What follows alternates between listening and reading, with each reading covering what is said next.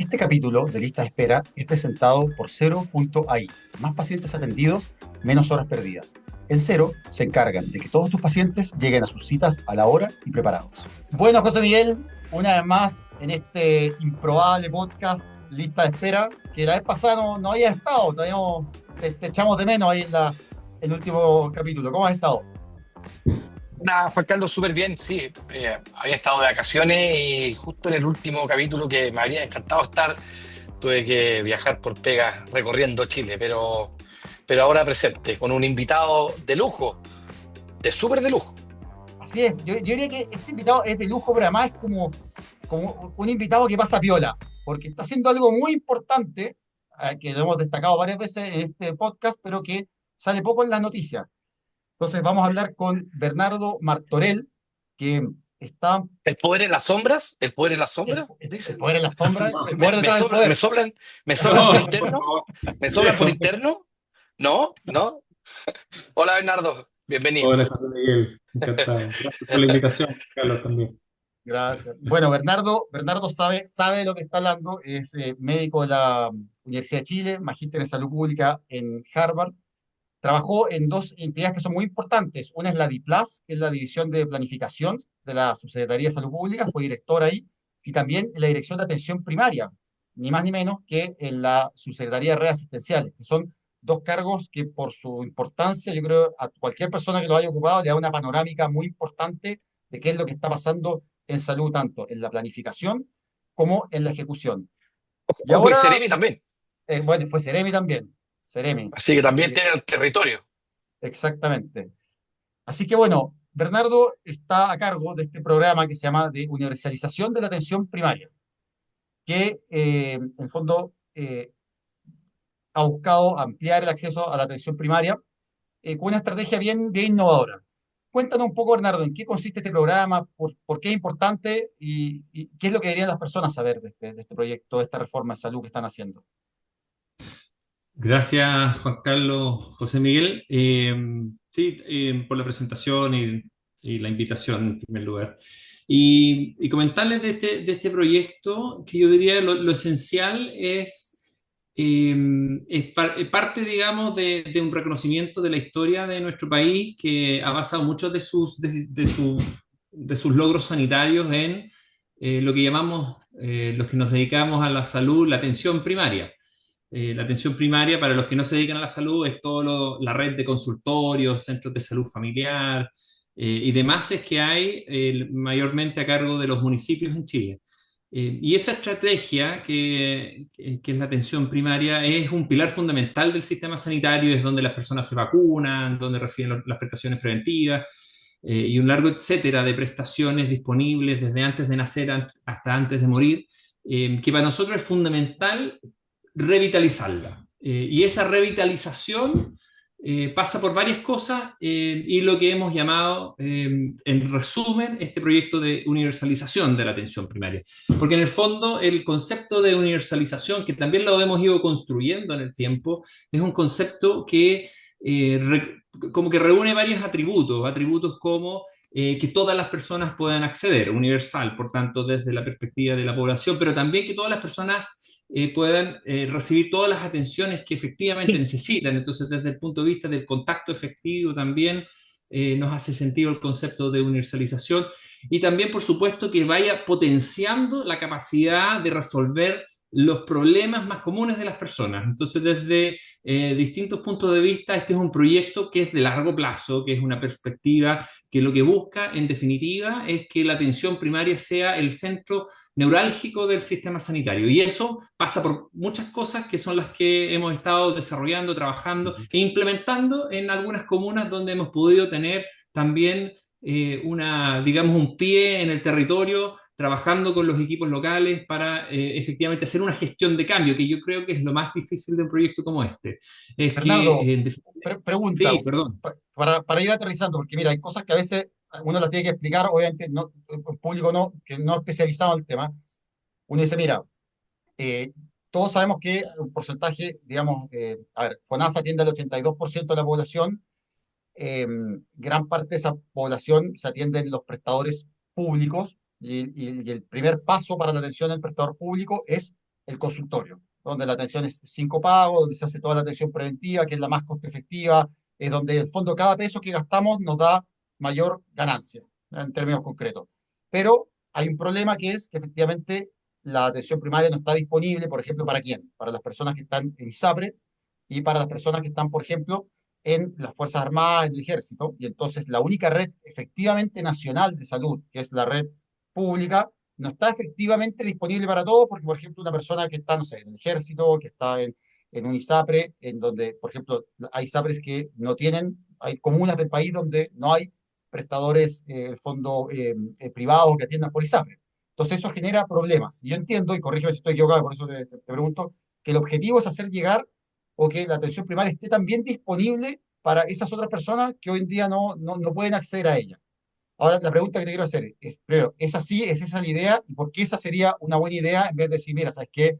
¿Por qué mejor no dejamos, en vez de llevar más personas a la atención primaria, no dejamos, no sé, no invertimos en la que ya está ahora en la atención primaria y dejamos que las otras personas o la ISAPRE se hagan cargo de las otras personas, la ISAPRE, el ejército, etcétera? Sí, tal como dice Juan Carlos, el concepto original de universalización era incluir a las personas de ISAPRE y de Fuerzas Armadas formalmente como posibles inscritos en nuestras redes de atención primaria. Así partió la perspectiva, pensando en que la atención primaria tenía que estar disponible para todas las personas, como un bien público, como son las vacunas. Pero ha ido evolucionando y eso fue lo que estaba tratando un poco de explicar este concepto de universalización, porque también hay muchas personas de FONASA que no acceden a la atención primaria, no porque no pueden formalmente, sino que porque la atención primaria no es atractivo para ellas. Y ahí es donde está esta idea de revitalizarla, de fortalecerla para que efectivamente sea la primera opción de cuidado de las personas. Yo creo que eso ha sido como un poco la evolución de este concepto de universalización y por eso incluye componentes de sí, incluir a las personas de ISAPRE y que se puedan inscribir en el CESFAM, en el consultorio y atenderse y recibir todas las prestaciones, pero también ha sido un esfuerzo muy grande de transformar cómo funciona nuestra atención primaria, que le sirve a todos, digamos, le sirve a las personas que son de ISAPRE, pero también le sirve a las personas más vulnerables en nuestro país que se atienden regularmente en el primer nivel de atención. Perdón, Bernardo, solamente para aclarar, porque me parece interesante el concepto y llamativo, porque lo que entendemos entonces es que este concepto de universalización, que en una primera parte o en una primera etapa estaba más orientado a incluir a personas que no estaban dentro del seguro que se atendían habitualmente, hoy en día cambió el foco y aunque no se ha descartado, digamos, el tema de ISAPRE y FONASA, se quiere como atraer a este, yo me acuerdo, estos son datos previos, migración y todo, eran como 3 o 4 millones de personas que estaban inscritas en el FONASA, pero que nunca habían puesto un pie en un centro de salud de atención primaria. ¿Eso es lo más o menos lo que nos estáis contando? Claro, no es que estemos dejando de lado el origen, digamos, Ujú. de la política, sino que lo hemos ido ampliando como el alcance que esto tiene, porque nos damos cuenta de que nuestra atención primaria tiene serias falencias. O sea, si bien estamos súper orgullosos de lo que hemos construido como país, si uno compara con otros países, es una atención primaria súper robusta, multidisciplinaria, súper integral. Es decir, si nos comparamos con la tradición inglesa, que siempre nos gusta compararnos con ella, la atención primaria inglesa es el médico general. En cambio, nuestra atención primaria son al menos 10 tipos de profesionales diferentes que están dispuestos en todo el país y llegamos hasta los Bárbara, últimos rincones. Bárbara Sí, Starfield dirías teníamos un primary care score muy alto. Es claro, técnicamente. Bárbara tal Starfield cual. que creó un índice de atención primaria y Chile tendríamos un puntaje muy alto, digamos. ¿Mm? Sí, pero tiene serias deficiencias, eso es lo que quería decir. Es decir, tiene claros y tiene oscuros nuestra atención primaria. Y son los oscuros los que también nos interesa resolverlo, porque si queremos realmente avanzar y transitar hacia los cuidados preventivos, como ustedes decían, que es mucho más barato prevenir que curar, tenemos que hacer que esos cuidados preventivos sean súper eficaces, atractivos, generen confianza y una serie de otros atributos que son los que estamos tratando de impulsar y de fortalecer en la APS. Bernardo, ¿cuáles crees tú que son las cosas que hacen que el APS sea poco atractivo para un segmento importante de la población? Yo, por ejemplo, hacía una de las primeras cosas que se me ocurre es que siento que nuestra APS está muy enfocada en adultos mayores, en niños, pero que es muy poco atractiva para personas en edad laboral. O sea, es decir, la persona que efectivamente está trabajando, que en verdad no puede ir en la mañana a pedir una hora al consultorio y después, no sé, que la atiendan a las 12, que son cosas que pasan en el país. O sea, el país, en el fondo, no, la solicitud de horas en gran cantidad de los consultorios es hacer una cola en la mañana, que te atiendan a media mañana, no se puede pedir una hora, no sé, en el teléfono, no se puede pedir una hora online, como de hecho, por ejemplo, sí se puede pedir en el NHS online. O sea, en el NHS, a mí me tocó estar en Inglaterra y ¿no? Iba al médico y pedí una hora y era el equivalente del consultorio, pero uno la podía pedir online para la, no sé, la próxima semana o cuando fuera. ¿Ya? Incluso podía ir, había como una atención de urgencia que uno podía llamar y te hacían como un triage, si consideraban que era importante, te hacían un sobrecupo en la mañana, pero no había que hacer esa cola en la mañana. Uno dice, ese tipo de atención hace, yo creo que para mí es uno de los elementos fundamentales que la hace poco atractivo. ¿Estás de acuerdo? ¿Qué otras cosas piensas que hacen poco atractiva la atención primaria para muchas otras personas?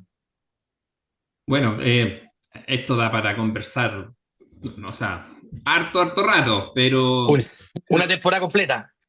sí, claro, sí, no, sí. Yo creo que esa pregunta es súper larga, pero yo creo que, o sea, ¿para qué nos vamos a engañar también? Los sistemas públicos sufren de un problema clásico, digamos, de ser un bien que es gratuito en el caso de la atención primaria. Y por tanto, y la necesidad es muy grande, las necesidades de salud de la población son muy grandes. Entonces, cuando los recursos no alcanzan para lo que está disponible, se genera, por supuesto, una serie de problemas para que, digamos, la calidad de lo que se entrega, la oportunidad de lo que se entrega, sea, digamos, competitivo con que las personas que pueden pagar logran conseguir en el mercado.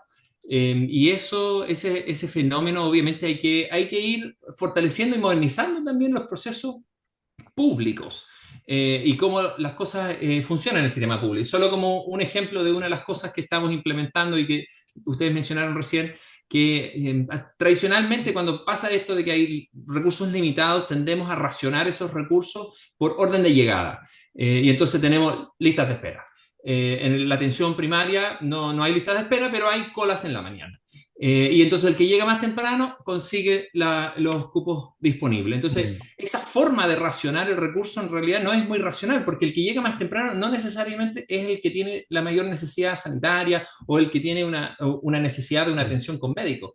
Entonces, el proyecto que estamos implementando, que se llama Telesalud, que es un proyecto donde las personas efectivamente pueden solicitar atención por su teléfono o por un computador en una plataforma, permite al equipo de salud recibir todas las solicitudes sin que la persona tenga que salir de su casa y luego analizar las solicitudes que llegan, priorizarlas y asignar las atenciones según la necesidad específica de cada persona. Y eso permite racionalizar mucho mejor el recurso y, por supuesto, priorizar a las necesidades según su gravedad y urgencia. Entonces, ese es el tipo digamos, de estrategias que estamos implementando. Obviamente eso requiere harta gestión de cambio, porque cuando uno implementa estas cosas no le gusta a la población que está acostumbrada a solicitar la hora de una forma, no le gusta a los equipos que también les cambia sus dinámicas, entonces la verdad es que se hace bien como intensivo el trabajo que uno tiene que hacer con los equipos locales para que estas cosas se hagan bien, porque también hay formas de hacerlas mal. Y eso ha sido parte del desafío que hemos tenido estos 2 años que ya llevamos como de implementación. Oye, ¿algunas cifras? ¿Nos podría dar algunas cifras de, por ejemplo, en cuántas comunas se ha implementado el plan de universalización de la atención primaria? ¿Qué montos o qué cifras de presupuesto maneja? ¿Hacia qué ¿Cuánta, crecimiento cuánta gente proyectan? que no hay, cuánta gente que no pertenece al seguro público está participando, digamos? Eso es un dato Sí, sí, bueno, interesante. sí, mira, partimos sabiendo que estas transformaciones requieren harta gestión de cambio, partimos con pocas comunas. El año pasado fueron 7 y este año se agregaron 14 más. Entonces ya estamos instalados en 21 comunas. En promedio, el costo por comuna de implementar el paquete, digamos, es de como 1.000 millones de pesos. Solo que cuesta en promedio a nivel nacional. De hecho, hemos sacado la cuenta que universalizar todo el país nos costaría aproximadamente 200.000 millones de pesos, que es que es un poco menos de 1.000 millones por comuna, pero es más o menos lo que hemos estimado que cuesta implementar esto. Y para el próximo año tenemos pensado sumar al menos 7 comunas más, quizás un poco más, porque hay algunos espacios para ampliar. Hasta el momento, en esas 21 comunas se han inscrito más de 100.000 personas, que la gran mayoría de las Extras. personas, nuevas, 100.000 personas nuevas, digo. No. nuevas, 100.000 personas nuevas, claro, en estas comunas. De estas, la gran mayoría, la vasta mayoría son FONASA. Eso también hay que decirlo. Es decir, los equipos que a través de este programa tienen como el incentivo de salir a buscar y de inscribir a las personas y hacen miles de operativos como para salir a inscribir. Lo que más han encontrado son personas FONASA que no se han inscrito y sobre todo lo que ustedes decían, personas FONASA en edad laboral, que no tienen mucho, digamos, atractivo por acercarse a la atención primaria, por los temas de horarios y los temas de las colas de espera, o sea, digamos, las filas a temprana hora. Y de esos casi 100.000 millones, un poco más, aproximadamente 12.000 millones son afiliados a ISAPRE, y otros 2.000 afiliados a DIPRECA y CAPREDENA, es decir, los seguros de las Fuerzas Armadas. Entonces, no ha sido una avalancha de personas en cada comuna, digamos, digamos de ISAPRE y de Fuerzas Armadas que se adhieren al proyecto, pero sí 12.000 personas ISAPRE en tan solo 21 comunas es una cifra interesante para hacer una reflexión sobre también un tema que antes de que esto partiera me preguntaban cómo esto se relaciona con el tema de las ISAPRES y todo eso. También pensamos que el mundo de las ISAPRES, las personas que están afiliadas a las ISAPRES muchas veces no tienen una red primaria, preventiva, donde acudir y esto abre ese espacio para esa población. La verdad es que una de mis mayores frustraciones en el día a día atendiendo pacientes es que por cada paciente que no llega, pierdo la oportunidad de atender a otro paciente que de verdad lo necesita. Se estima que 1 de cada 4 pacientes en Latinoamérica no llega a la cita que pidió. Incluso el Ministerio de Salud puso una meta a los hospitales para controlar esto, bajar la no presentación de pacientes a menos del 14%. Pero no es fácil. Para solucionar esto, existe 0.ai, por cero inasistencias, una solución utilizando inteligencia artificial y un lenguaje muy natural y fluido permite usar WhatsApp en forma efectiva para reducir al máximo los pacientes que no llegan. Los resultados son notables. Cero ha adaptado la solución para que funcione en clínicas y en hospitales. También han armado soluciones para contacto pacientes en listas de espera, que permiten una gestión más eficaz de estas. Si estás escuchando y si te hace familiar este desafío en tu clínica u hospital, entra a www.0.ai/contacto y pide que te muestre el sistema. Recomendado a ojos cerrados para que atiendan más pacientes y se pierdan menos horas. Sí, a ver, pregunta, porque este proyecto ha sido bien polémico, bueno, entre un nicho, ¿no? Porque claramente yo creo que no ha escalado, no se ha escuchado hablar mucho de él, pero uno podría decir legítimamente, bueno, ¿por qué le vamos a pagar a las personas de ISAPRE para que estén en el consultorio, siendo que esa plata va a salir de hecho de impuestos generales, ¿no? Porque esa plata, o de un préstamo del Banco Mundial que está financiando parte de este proyecto, pero en fondo suena un poco, siento acá abogado del diablo, no digo que necesariamente piense esto, pero uno podría decir, mira, lo que estamos haciendo es dándole plata a las personas de más ingresos para que además de estar en ISAPRE, puedan además atenderse al consultorio.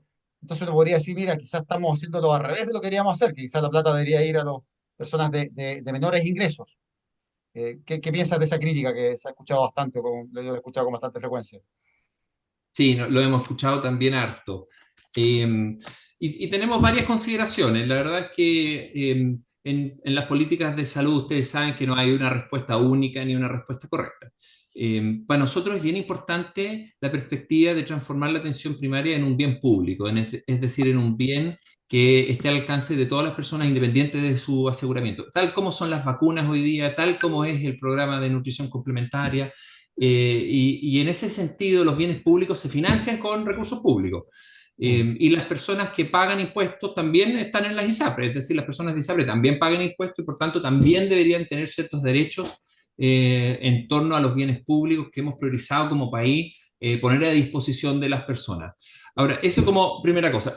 Otra cosa que también uno puede hacer el paralelo un poco con la discusión que se dio en su época con la gratuidad universitaria, que estuviéramos como haciendo una política regresiva. En este caso, lo que hemos visto también en términos prácticos es que las personas más beneficiadas terminan siendo las personas más vulnerables, que son las personas que sí se atienden todos los días en nuestros establecimientos de atención primaria, adultos mayores, personas con enfermedades, y que su único prestador es nuestra atención primaria de salud. Entonces, esta también es una estrategia para llegar más recursos a la atención primaria. Mm. Y claro, en compensación, las personas de ISAPRE y Fuerzas Armadas pueden acceder, pero el beneficio es para todos. Es decir, la idea es que mejore para todos. Y eso, desde la perspectiva, incluso si uno fuera a sacar cuentas como cuánto de cada peso que estamos invirtiendo va a una persona de menos recursos o de más recursos, estamos seguros que esta es una política que beneficia a los más vulnerables de nuestro país justamente por cómo es un mejoramiento para el espacio donde ellos son los principales que se atienden. Así Claro, que, y lo otro, bueno, sí. No, dale. perdón, que te quería complementar y en relación al argumento que daba Juan Carlos, que gran parte de esos programas ya son parte de la gente de ISAPRE, de Fuerza Armada o de otros aseguramientos. El programa de vacuna, eh, pa- digamos, gran parte del Programa Nacional de Inmunizaciones, ¿no es cierto? Lo realiza, lo lleva a cabo la atención primaria y lo lleva a cabo con personas FONASA, con personas ISAPRE, con no sé, de Fuerza Armada o incluso con muchas, en algunas ocasiones con personas sin aseguramiento en el sentido de poder dar una respuesta sanitaria, ¿no es cierto?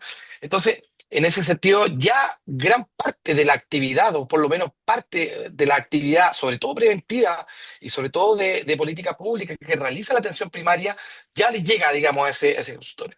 Yo quería comentar algo que dijo Juan Carlos al principio, claro, porque este es un enfoque novedoso y la verdad que fue bien novedoso, principalmente porque cuando todos los que hemos creído, ¿no es cierto?, que la atención primaria debería ser el centro de los sistemas de salud y también de nuestro sistema de salud, ¿no es cierto? Y siempre partíamos primero por la reforma del financiamiento. Nosotros tengamos seguro único para que todos no podamos. Y lo novedoso de este enfoque fue que sumó a gente que históricamente nunca se había pensado en sumar a los centros de salud, y yo creo que gran parte de ese nuevo enfoque fue de donde nacen, en el fondo, como las críticas, entre comillas, o las observaciones que dice Juan Carlos. Sí, Sí, ahora, bueno, sí, dale, dale, Juan Carlos, no, perdón. yo quería agregar una cosa a lo que decía José Miguel y ampliando lo que dijiste tú, Bernardo, que yo creo que un tema muy interesante es que tú hablas de vulnerabilidad. Yo creo que la vulnerabilidad también existe en ISAPRE, porque una cosa es ser de alto ingreso y otra cosa es la vulnerabilidad. Y uno se da cuenta que, por ejemplo, a mí me toca atender, por ejemplo, pacientes de ISAPRE, y muchos pacientes, por ejemplo, les pasa esta típica situación, por ejemplo, que tienen una situación económica que les permite quizá pagar su plan, pero después envejecen y quizá ahora están pagando el plan, pero están en situaciones que en verdad están al límite. O sea que el plan les sube 1.000 pesos y ya no lo pueden pagar. Y están en una O la situación posibilidad de así. copago, o la posibilidad de ¿Cómo? copago, que no hay ninguna posibilidad, que no hay ninguna posibilidad con el copago. Exactamente, y les pasa situaciones como, por ejemplo, cuando necesitan cuidados domiciliarios, y esto lo veo mucho, que en verdad la red privada no ofrece, o sea, la ISAPRE no cubren atención domiciliaria, o sea, lo hacen en ciertos casos como muy excepcionales, por ejemplo, si un paciente necesita hospitalización domiciliaria, pero la única red nacional que entrega, por ejemplo, cuidados domiciliarios son los consultorios. Entonces, uno ve que hay vulnerabilidad en distintos niveles de aseguramiento. Entonces, yo creo que en ese sentido es un poco una, utópico o no es real decir, no, mira, es que todas las personas que están en ISAPRE se las pueden por sí mismos y no necesitan nada de la red pública. Porque uno ve que, por ejemplo, en la red pública se dan medicamentos y los pacientes de ISAPRE no tienen acceso a medicamentos. O sea, no tienen, excepto los que están en el GES, no reciben medicamentos crónicos, medicamentos para la hipertensión, etcétera, que en el Claro. consultorio sean gratuitamente. Había un ex ministro de Salud, que es pariente aquí del doctor Said, que decía No. que había como 200 comunas en Chile que no tenían farmacia. Y en realidad hasta la posta rural más lejana tiene, digamos, un dispensador de fármacos. Entonces, la cantidad de cobertura, digamos, y de prestaciones que brinda la atención primaria, la verdad es que cuando empezamos a estudiar este tema, para todos los que lo hemos estudiado alguna vez y a los que lo vivimos también, es realmente impresionante. Y que el público común no lo sabe.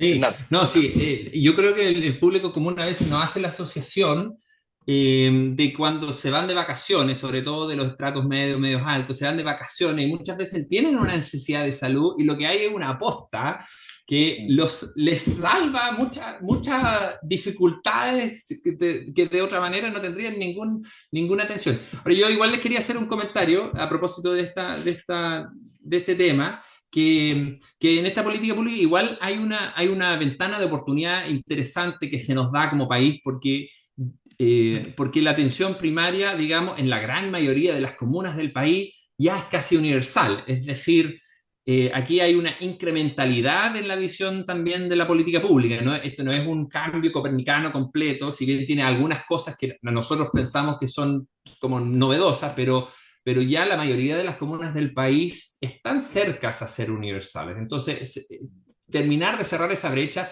no es no es tan difícil conceptualmente y presupuestariamente. Por supuesto que o sea, hay ciertas comunas, pocas, que son súper desafiantes. Yo creo que van a requerir un plan especial cuando pensemos en universalizar Las Condes, cuando pensemos en universalizar Ñuñoa, pero también hay otra oportunidad que es en el fondo que también esas son comunas que tienen recursos también, pues entonces podrían colaborar en que esto sea posible en esas comunas, porque obviamente ahí va a ser mucho la cantidad de personas que vamos a estar, entre comillas, subsidiando, que es distinto a la vasta mayoría del país, las 346 comunas, digamos que no, o las 343 comunas, dejando tres fuera o cinco fuera, no sé, que no tienen esa situación, que tienen más bien el 80, 90, 95% de su población ya es FONASA.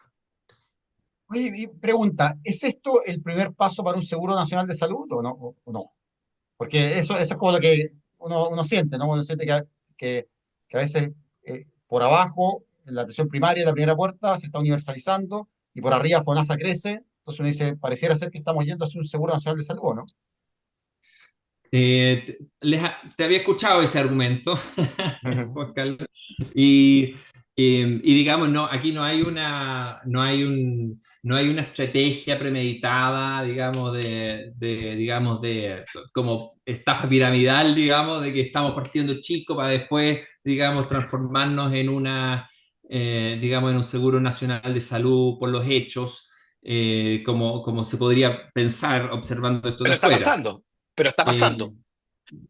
Mira, yo lo que creo es que este proyecto de atención primaria universal tiene valor por sí mismo, así como también FONASA y los proyectos que tienen FONASA tienen valor por sí mismo, independiente de lo que vaya pasando con, digamos, las decisiones políticas que tiene que tomar nuestro país, que ya veremos qué es lo que sucede, digamos, si es que se generan digamos, digamos, el alineamiento de fuerzas que permite avanzar hacia un objetivo que para nosotros como gobierno hemos sido explícitos que para allá pensamos que hay que ir. Si bien no están las condiciones para hacerlo en este minuto, sí pensamos que el país funcionaría mucho mejor con un seguro nacional de salud y una red de prestadores basada en atención primaria fuerte, universal, y digamos unos cuidados secundarios terciarios que pueden ser un poco más mixtos en términos de su provisión. Yo creo que ese es una idea, digamos, hacia donde, que quizás está en el trasfondo, pero no es como el objetivo, digamos, implícito de esto, hacer eso por los hechos. Oye, es que es divertido porque finalmente el argumento de Juan Carlos, que yo también adscribo, digamos, es porque, claro, FONASA está encima de todo, pero lo que está pasando es que el sándwich se está produciendo entre atención primaria universal y con MSC, porque MSC finalmente lo que va a generar es este pupurrí, ¿no es cierto?, de prestadores, basalmente los públicos, ¿no es cierto?, con la oportunidad de los privados, que dan y por abajo vamos a tener, ¿no es cierto?, la atención primaria universal. Así que, mira, uno puede también mirarlo al otro lado, es decir, aunque no lo quisieron, lo lograron, pero, o por lo menos este caballo de Troya que le ha llamado Juan Carlos y que a varios parlamentarios cuando se den cuenta les va a pasar quizás lo mismo que con que con la ley corta, Juan Bueno, Carlos. a ver, ojo que muchas veces las políticas de salud tienen efectos, es muy difícil a veces predecir qué es lo que va a pasar, y muchas veces hay cosas que han partido de una forma muy pequeña y han adquirido un rol muy relevante. A mí me gusta usar muchos ejemplos de Estados Unidos, que encuentro que han pasado varias cosas así. Por ejemplo, cuando comenzó, no sé, Medicaid, era un programa que iba, por ejemplo, solo a ser como la salud para la población más pobre, cuidados agudos, y terminó teniendo un rol súper importante y casi reemplazable en los cuidados crónicos, ¿no? De adultos que no tenían recursos, por ejemplo, para Mm. institucionalizarse, porque no se tienen deterioro cognitivo, etcétera. Entonces, pasa eso con las políticas de salud, que a veces ahí está, a veces la política de salud es la oferta, pero la demanda, a veces, o sea, la demanda la da el afiliado, o sea, la demanda la da el usuario, que dice, mira, esto a mí me sirve más para esto, y termina siendo, a veces teniendo algunas consecuencias que no eran quizás exactamente las que buscaba la persona que estaba, digamos, creando la ley. Ahora te pregunto, Bernardo, no podemos evitar tocar este tema. Ha salido ahora digamos, se aprobó la ley corta y las ISAPRES comenzaron a pagar, ¿no? Hacer estas devoluciones que han llegado a ser de hasta 150 cuotas, algunas cuotas de 900, de 800 pesos por años, ¿no? 10, 13 años. Pregunta, ¿qué piensas de esto y cómo crees que se conecta esta situación de las ISAPRES con el proyecto de universalización de la atención primaria? Sí, bueno, es un tema, esa pregunta es el tema del momento, ¿no? Aparte de otras polémicas, digamos, que están dando vueltas, pero efectivamente ha sido una situación compleja. Observar cómo lo que era esperable también, digamos, de una ley que dio un plazo de 13 años y que obviamente si uno, para algunas personas que tenían deudas muy grandes, ese plazo produce, digamos, cuotas más significativas para que las personas que tenían deudas, digamos, que les calculó una deuda más pequeña, obviamente ese plazo iba a generar digamos, una cuota mucho más insignificante. Entonces yo pienso que no es tanta sorpresa la que estamos viendo. Ahora, no me corresponde a mí, digamos, juzgar lo que se está viendo. Pero sí quizás mencionar, a propósito de la pregunta, de cómo esto se relaciona eh, con la atención primaria universal, que yo creo que, y un poco tú lo estabas mencionando, como los sistemas de salud son sistemas complejos, es difícil predecir lo que puede pasar, pero en el fondo la responsabilidad de poner las reglas está en el Estado, en el gobierno, y uno no necesariamente puede esperar de los actores del sistema, digamos, de las agencias que están operando en el sistema, un comportamiento de por sí altruista. Y uno debería esperar, como lo que está sucediendo ahora con las ISAPRE, que, digamos, tengan esta, digamos, fórmula maximizadora, minimizadora, digamos, de su daño, que en el fondo es lo que uno espera. Pues, y es lo mismo cuando analizamos como un poco, para no hablar tanto de ese tema, pero sí quizás del otro tema que también me toca mirar, el tema de las preexistencias, que en el fondo, si nosotros tenemos un sistema por 40 años, y esto yo se lo he escuchado a ustedes también decir, si tenemos un sistema hace 40 años, o más ya, que permite el descreme, uno no tiene que esperar que la industria, digamos, se enfoque en la gestión de la enfermedad, se va a enfocar en descremar la enfermedad y quedarse con, digamos, las personas con menos riesgo. Entonces, un poco las reglas del juego, lo que quiero decir es que las reglas del juego las fija el Estado y no podemos echarle la culpa a la ISAPRE, entonces, por comportarse de una forma, y tenemos que nosotros entonces aprender de cómo le ponemos reglas que generen los incentivos adecuados para que justamente tengan un enfoque preventivo. Y eso es un poco también, cambiándome un poquito de tema, pero asociado con la atención primaria universal, es un poquito lo que también estamos proponiendo en este proyecto de eliminación de las preexistencias que ingresamos hace ya un mes y tanto, en el donde también ahí se espera como construir un marco de incentivo para que no exista el descreme, el abuso, sino que también la gestión de la enfermedad por parte de esos actores. Ahora, yo lo que veo es que las ISAPRE, digamos, tienen la palabra. Creo que lo dijo la presidenta del Colegio Médico en algún minuto. O sea, como la ISAPRE tienen la carga de la prueba. Y parece que no están muy a la altura porque no están respondiéndole a la ciudadanía con esto que está sucediendo y con también, digamos, cómo ellos deciden estructurarse y definirse. Entonces yo creo que ahí todavía queda un poco de historia por ver cómo evoluciona, pero en el fondo, o sea, yo creo que ellas tienen un poco que demostrar el valor que generan para el país. Y si no lo demuestran, entonces, bueno, tendremos que como país también ya tomar decisiones de un sistema que sí genere los incentivos que necesitamos. Oye, oye, Juan Carlos, pero porque sí, o sea, yo comparto plenamente la opinión de Bernardo, pero que lamentablemente no es la opinión que ha sido mayoritaria en el debate público. La verdad es que el debate público referente a lo que ha sucedido con la ISAPRE ha sido bien paupérrimo. No sé cuál es la opinión tuya, Juan Carlos. Creo que al final el intentar deshacerse del muerto ha sido bien triste, digamos, ¿ah? Y para todo, y para todos los lados, digamos, Oye, con el que harto fue cariño para Bernardo, impresionante, que el que le hizo impresionante, el senador Castro. Una astucia política, pero impresionante. o sea, Empujó, sí, empujó pero la comisión, empujó todo el proceso, después se bajó a último minuto, entonces ahora estuvo... no, eh, pero fue bien triste también ver cómo, porque finalmente la discusión era cómo cuadrábamos el círculo, y esto lo conversamos mil veces en este podcast, en el fondo para que las ISAPRES no se nos cayeran de cuajo y en el fondo pudieran seguir el tiempo y se murieran solitas en el tiempo, como todos sabemos que va a pasar. Y finalmente siempre esa fue la discusión, y se llegó a una discusión y se llegó a un acuerdo malo, bueno, lo que tú queráis, uno podrá discutir, pero eh, uno echa de menos esos políticos, ¿no es cierto?, que había hace no tanto tiempo, donde se daban la mano y decía, bueno, es un acuerdo, no nos gustará a todos, nos gusta una parte a uno, le gusta otra parte a otro, pero sí, un acuerdo, pero no podía estar a las 2 semanas o a los 2 meses estando echándote para atrás de la forma en que se dio.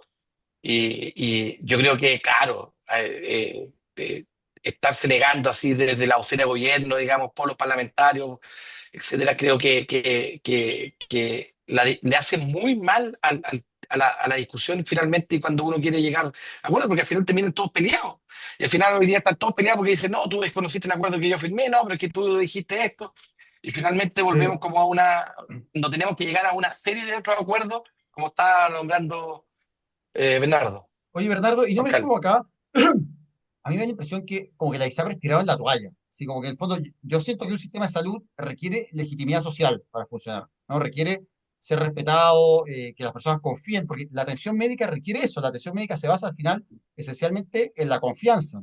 Y de hecho, yo siempre cuento esto y me llamó mucho la atención, que cuando fueron las Olimpiadas, los Juegos Olímpicos, perdón, en Inglaterra, se hizo una, digamos, en el estadio, celebraron como figuras de rock, de la historia de Inglaterra, y una de sus figuras era el sistema de salud. Que uno podrá decir, mira, ¿sabes qué? Con todos sus problemas, con sus cosas muy buenas y también con sus defectos, la gente aplaudió cuando pasaron los funcionarios del NHS. Uno dice, bueno, ¿quién aplaudiría hoy o quién diría, oye, si organizamos los Juegos Panamericanos y hacemos un desfile que pasa en la ISAPRE, ¿no? Digamos, ¿cuántas personas aplaudirían de pie y dirían, oye, bien, ahí están mi ISAPRE? Entonces, yo creo que efectivamente siento que la ISAPRE es como que perdieron del foco de decir, mira, esto no es cualquier negocio, o sea, esto no estoy vendiendo hamburguesas, no son pastelitos en la feria, no sé, o sea, estoy dando salud y necesito que la población me perciba con legitimidad. Y yo creo que acá es como que dijeron, chao, me da lo mismo y las cuotas y que pase lo que pase, ¿o no? O no sé cómo lo ves tú. O sea, la verdad es que me parece que ambos comentarios que ustedes hacen son bien lúcidos eh, y efectivamente pareciera que no atinan de que administran la seguridad social en salud, o una parte de esa. Y asumir ese rol yo creo que es justamente de lo que ha carecido esa industria desde su origen. Pero no es solamente porque no asumen ese rol y son súper resistentes al cambio, eso lo hemos visto durante múltiples intentos de reforma, probablemente antes del Fondo Solidario, el GES, que desde los 90 que se estaba buscando, digamos, fórmulas. Me acuerdo cuando Héctor Sánchez era superintendente y propuso, creo que un 1% de cotización se reservara para la vejez, que también fue resistido, y otras transformaciones, digamos, después del Fondo Solidario, después, digamos, la Comisión CID, que también propuso cambio. Entonces, han resistido por muchos años las transformaciones y en el fondo pareciera que es muy bueno el negocio de descremar. Entonces, mientras seguimos permitiendo el descreme, probablemente vamos a seguir con actores al otro lado que no asumen un rol, digamos, de gestionar salud, de participar de la seguridad social en salud con Mm. reglas de seguridad social. Así que yo creo que ese es Es, un poco también como lo veo. es interesante eso porque el mantener el negocio, el descreme, digamos que finalmente el modelo de negocio principal genera el incentivo para que se creen ISAPRES nuevas. Tenemos una ISAPRE nueva, ¿no es cierto?, en los últimos tres Claro, años. sí, total. Tenemos como tres más en carpeta y también lo hemos conversado en el podcast, de decir, bueno, parece contraproducente, ¿no es cierto?, donde las ISAPRES se están cayendo pedazos por un lado, aparezcan, digamos, gente que le interesaría hacer un negocio nuevo eh, por el otro, pero es justamente por esto, es porque ese incentivo perverso, digamos, del descrime pareciera ser el core del negocio y que funciona mientras tenga gente que cremar, digamos. Claro. O al De hecho, revés, mientras se quede es gente. llamativo que algunas ISAPRES no crean una ISAPRE, no quiero darles ideas, pero es llamativo que no crean ellos mismos una donde pueden aceptar, todavía con las reglas que tienen, y descremear, y dejar que la otra, digamos, sea un negocio un poco menos Rentable. fructífero, digamos, claro. Esa es Mañana Bernardo Martorell, gerente general de ISAPRES Chile. Ya, ya. Bueno, Oye, la mansa idea. bueno, es que efectivamente se están generando incentivos para decir, mira, dejemos caer la ISAPRE actual y creemos una nueva Y con afiliados jóvenes. O sea, sí, ahora, ojo, yo me quedo, mira, para ir cerrando, hay tres cosas que de todo este ciclo, que es como ha sido bien polémico, me quedo con un par de cosas. Yo creo que cosas quedan positivas. Yo creo que de la ley corta quedó el 7% es de la seguridad social. Y que eso me parece un principio bueno que haya quedado. Decir, mira, ¿sabes qué? Que desaparece todo lo excedente, porque creo que también ahí había un comportamiento oportunista, ¿no? Que es decir, mira, ya cuando envejezco, ya ahí quiero que me den todos los beneficios, pero cuando soy joven y digamos, mi plan cuesta menos que el 7%, no, ahí quiero que esa platita llegue para mí. Que creo que también es un comportamiento oportunista, en este caso no del ISAPRE, sino digamos, del afiliado, y que yo creo que es contrario a los principios naturales de la seguridad social en que uno siempre aporta cuando es joven para que lo financien cuando está enfermo y viejo, que eso nos va a pasar a todos, ¿no? Y por otro lado, creo que algo positivo de toda esta vuelta ha sido también, eh, creo que la MSC, quizá no sé, para ir cerrando, quizás si nos puedes contar algo ahí, porque yo siento que también, y ha pasado muy desapercibido, quizá tan desapercibido con el proyecto de universalización, esta idea de crear seguros que funcionen con FONASA, que no discriminen, y eso va a como le quedar. puso Héctor Sánchez, como le puso Héctor Sánchez, el dulce envenenado. Es cierto que dijo eso, ¿no? Dijo que ¿Escuchaste sí, eso, Obvio, sí, no? sí, ¿verdad? lo escuché. Lo dijo No Héctor eso de la Sánchez. MSC, lo dijo de la ley corta en general. No sé a qué exactamente se refería. Yo creo que es tan vivo profesor Sánchez que creo que se refería a la FCC. El dulce envenenado, ¿te gustó esa? ¿Cómo es tu, Bernardo, esto de la MSC? O sea, ¿va a tener impacto, no va a tener impacto? ¿Va a funcionar? ¿Se van a ir todas las personas de ISAPRE quizás a FONASA con seguros complementarios? ¿Es como lo obvio que va a pasar o no? ¿Cómo lo ves tú? Yo creo que la MSC, sin lugar a duda, es un cambio en las reglas del juego de nuestro sistema sanitario. Y las consecuencias, como ustedes decían, probablemente no las podemos anticipar completamente sobre lo que puede suceder. El FONASA está trabajando de cabeza en la implementación, lleva un buen avance, ya definieron el arancel, se publicó el arancel, un arancel súper interesante porque para todo lo que es hospitalización incorpora el GRD como el mecanismo de pago, entonces Mm. reemplaza todo el arancel MLE clásico en ese capítulo, digamos, de los cuidados cerrados para un GRD, y entonces va a empujar el GRD dentro de su modelo de convenios con los prestadores. Los prestadores ya han expresado la gran mayoría voluntad de adherirse a la MSC y eso implica entonces que, digamos, más de 200 prestadores privados han expresado una voluntad en un preacuerdo como medio informal que levantó FONASA, incluyendo grandes prestadores como Bupa, las mutuales de seguridad y Asociación Chilena de Seguridad.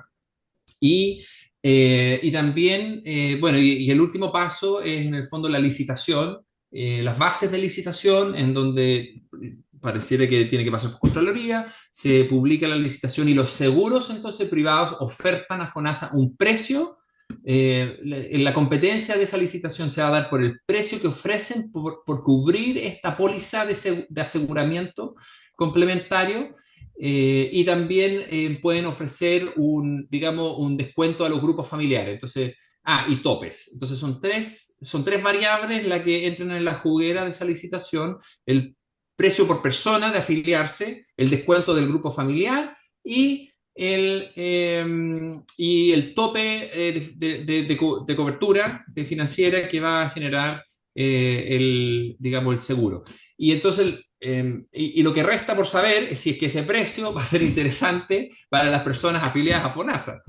Porque claro, podrían ser 100.000 pesos por persona y eso es probablemente muy caro para alguien de FONASA, o puede ser, como se ha pensado, 35.000 pesos por persona. Entonces va a depender harto de cómo se dé esta licitación y luego el interés que tienen las personas. Ahora, FONASA hizo una encuesta que mostró que un alto porcentaje de sus cotizantes tendría interés en un producto de este tipo. Entonces, yo creo que el punto clave va a ser la licitación, que ya vamos a saber probablemente a mediados del próximo año cómo eso resulta. Y luego, digamos, el producto que va a estar, digamos, ofrecido por FONASA, el seguro de FONASA, no sé, todavía no sé qué nombre de marca va a tener, o el complementario de FONASA, que yo estoy esperando para tomarlo, porque yo estoy en FONASA, pero encuentro que son un poco caros todavía los seguros y no muy buenos los seguros complementarios que se ofrecen en el mercado con FONASA. Así que yo creo que de todas maneras esto va a ser súper interesante, lo que puede pasar, y es emocionante también, yo creo, estar en Chile ahora con esta transformación, que es bien novedosa también en el escenario de las políticas públicas de salud a nivel mundial. Oye, Bernardo, te queremos agradecer, se extendió esto, pero creo que lo pasamos bien. Fue una Súper. tremenda Yo tengo una última conversa. pregunta, Sí. ¿Es Bernardo Martorell el poder en las sombras del ministerio? Responde, por favor. La gente. No sé, así, mira, así me No para dijeron, nada, por favor. así me dijeron, mira, viejo, si aquí lo autoriza Bernardo, pasa. Así me dijeron, ¿no? ¿Quién dice No, eso? no, no, no No, sé, me para dijeron, a nada, ver, para aló, nada. Un por simple, un simple interno. servidor público. Bernardo, sí, con Miguel. Bernardo. Ya, nada, ya, perfecto, ya, no, tenía que aclarar. Ya. Oye, No, Adelante, oye, oye, muchas mu- gracias. muchas no, gracias. gracias a Bueno, usted. y Ha sido muy acuérdense que grato la este es un conversa. podcast pobre y honrado que vive de sus eh, likes. Por favor, mucha gente ve este podcast y no le pone like, no lo comparte, lo escuchan, pero no son los mismos los que terminan de escuchar que los que lo comparten, o nos siguen. Y eso es muy importante, nos ayuda a difundirlo, a que lleguemos a más personas y que otras personas puedan conocer estos temas tan interesantes, al menos para nosotros, y que creemos que así son para muchas otras personas, Sí, en la medida que entiendan esta complejidad de la salud, que a veces no todo es blanco y negro, ¿no? Que a veces, yo creo claro. que esa es la gracia de lo que tratamos de mostrar en este podcast. Eso, No, y un le abrazo. agradezco también que crean este podcast, porque creo que uno que se dedica a la salud pública, creo que es súper importante también el rol que juegan ustedes haciendo este tipo de Oye, actividades más de difusión también, pero de difusión de alto nivel, que es súper bueno. nos, Así que, nos salió competencia, nos salió competencia. Un saludo a los podcast hermanos que se han empezado a aparecer de salud pública. Hay uno que tuvo a la ministra, pero nosotros tuvimos el verdadero poder en la sombra. Así que muchas gracias, Bernardo. listo. Juan Carlos, Un abrazo. un abrazo, Cuídate. te Chao, pasaste. chao. Gracias, chao, chao. Cuídense, chao.